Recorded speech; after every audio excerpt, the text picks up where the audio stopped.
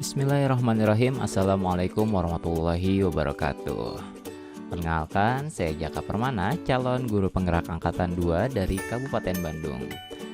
Kali ini saya ingin berbagi koneksi antar materi dalam modul 3.2 mengenai pemimpin pembelajaran dalam pengelolaan sumber daya. Apa sih itu pemimpin pembelajaran dalam pengelolaan sumber daya? Menurut saya, pemimpin pembelajaran dalam pengelolaan sumber daya adalah kemampuan seorang guru dalam mengelola sumber daya yang ada untuk mewujudkan pembelajaran yang berpihak pada murid. Lalu bagaimana cara saya untuk mengimplementasikan tersebut? Pada dasarnya, untuk melakukan hal tersebut berkaitan dengan manajemen perubahan. Dan dalam kasus ini, untuk manajemen perubahan terdapat setidaknya ada 2 pendekatan dalam melakukan hal tersebut. Yang pertama yang dikenal dengan deficit based thinking, yaitu pendekatan berbasis kekurangan atau masalah. Nah, pendekatan ini memusatkan perhatian kita pada apa yang mengganggu, apa yang kurang, dan apa yang tidak bekerja. Segala sesuatunya akan dilihat dengan cara pandang negatif. Kita harus bisa mengatasi semua kekurangan atau yang menghalangi tercapainya kesuksesan yang ingin diraih. Semakin lama, semakin tidak sadar, kita menghalangi tercapainya kesuksesan yang ingin kita raih. Dan kita merasa tidak nyaman dan juga curiga terhadap segala sesuatu yang membuat kita buta terhadap potensi dan peluang yang ada di sekitar.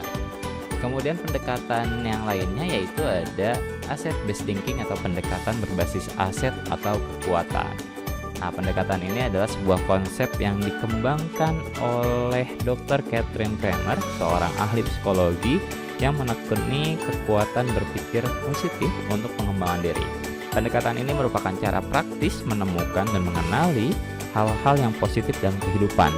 Dengan menggunakan kekuatan sebagai tumpuan berpikir, kita diajak untuk memusatkan perhatian pada apa yang bekerja, yang menjadi inspirasi, yang menjadi kekuatan ataupun potensi yang positif. Pada dasarnya, deficit based thinking itu berpusat pada masalah atau kekurangan, adapun untuk asset based thinking berpusat pada kekuatan atau potensi yang dimiliki. Selanjutnya, bagaimana kaitan materi pengelolaan sumber daya ini dengan materi-materi yang lainnya yang telah dipelajari pada program guru penggerak? Pada dasarnya, keseluruhan materi yang dipelajari pada program pendidikan guru penggerak itu saling berkaitan. Contohnya untuk pengelolaan sumber daya ini kaitannya tentu ada kaitan dengan materi inquiry apresiatif yang telah dipelajari pada modul 1.3 dengan salah satu model yang dikenalkan saat itu adalah Bagja. Nah, inquiry apresiatif ini juga pendekatan berbasis potensi ataupun kekuatan yang kita lakukan sebagai seorang guru dalam hal manajemen perubahan. Kemudian selain itu, ini juga berkaitan dengan peran guru penggerak yang dipelajari pada modul 1.2, di mana salah satu peran guru penggerak yaitu adalah sebagai pemimpin pembelajaran dan juga mewujudkan kepemimpinan murid. Di mana di sini seorang guru harus bisa membuat atau menciptakan lingkungan belajar yang nyaman dan juga berpihak pada murid. Hal tersebut tentu dapat tercapai dengan pengelolaan sumber daya yang tepat. Kemudian materinya juga berkaitan dengan pembelajaran berdiferensiasi yang dipelajari pada modul 2.1, di mana pembelajaran berdiferensiasi ini merupakan pembelajaran yang berdasarkan pada kebutuhan belajar murid. Nah, di sini juga kita coba mengenal potensi yang dimiliki oleh setiap murid dan kita coba mengembangkan sesuai dengan kebutuhan belajar masing-masing murid tersebut. Selain itu juga berkaitan juga dengan materi coaching yang dipelajari pada modul 2.3, di mana seorang guru yang bertindak sebagai coach itu akan membantu menyelesaikan masalah murid dengan potensi yang dimiliki murid itu sendiri. Di sini juga kita akan mengenal atau coba melihat potensi ataupun kekuatan yang dimiliki oleh seorang murid tersebut. Selanjutnya, apa yang berubah dalam diri saya setelah mempelajari?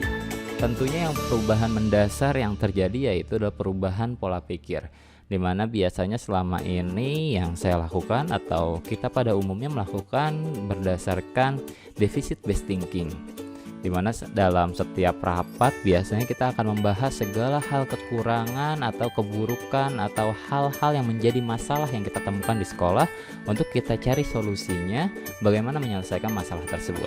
Dan itu merupakan pendekatan deficit based thinking. Setelah mempelajari materi ini, saya coba merubah diri saya untuk membiasakan diri melakukan pendekatan asset based thinking, di mana saya coba untuk melihat segala kekuatan ataupun potensi yang ada dalam diri ataupun dalam suatu kondisi untuk menyelesaikan masalah ataupun untuk menuju suatu perubahan yang ingin dicapai. Ya, itu saja mungkin untuk berbagi pada koneksi antar materi 3.2 tentang pemimpin dalam pengelolaan sumber daya. Mohon maaf jika ada salah-salah kata. Terima kasih. Saya akhiri. Assalamualaikum warahmatullahi wabarakatuh.